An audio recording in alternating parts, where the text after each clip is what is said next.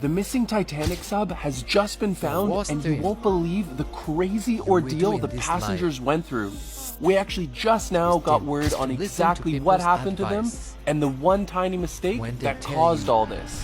First, how did they get themselves in such a dangerous position? Well, these five wanted to be the first regular people to explore the wreckage of the Titanic, and they all paid $250,000 each just to be there. Why on earth were the tickets so expensive? An inventor had to create a vehicle that could survive the immense pressure of the deep, uncharted ocean. In this case, the team were going about 4,000 meters deep to see the Titanic.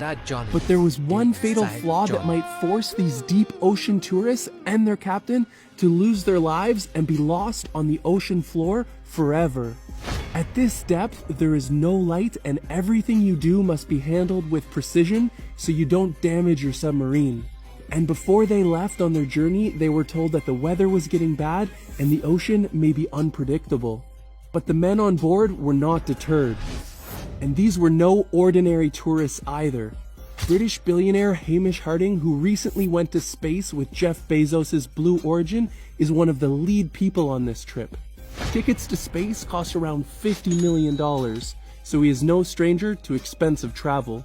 He also went on a mission to the deepest point of the ocean in 2021, so he is no stranger to missions like this. Also on board are Titanic dive expert, a luxury designer, and an ultra-rich man from Pakistan and his 19-year-old son. There is speculation that they should have not gone, but it was rumored that this was the only dive window available in 2023. But there may have been a critical design flaw that had them doomed from the beginning. As you're probably aware, regular submarines have millions of buttons, sensors, regulators, and a highly trained crew. And so did the Blue Origin spacecraft that took Mr. Harding to space.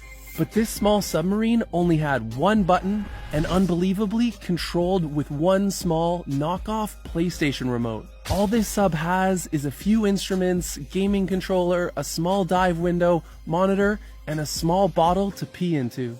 However, after this tense week of wondering what happened to them, the Coast Guard announced that they found pieces of the sub scattered around the dive site. This means that sometime not too long after they got to the depths, the hull of the sub ruptured from the pressure, and they all would have died almost instantly. This just goes to show, even if you are some of the richest people on Earth, you never know when your last day on the planet will be. Make sure to live each day to the fullest and reach out to those you care about.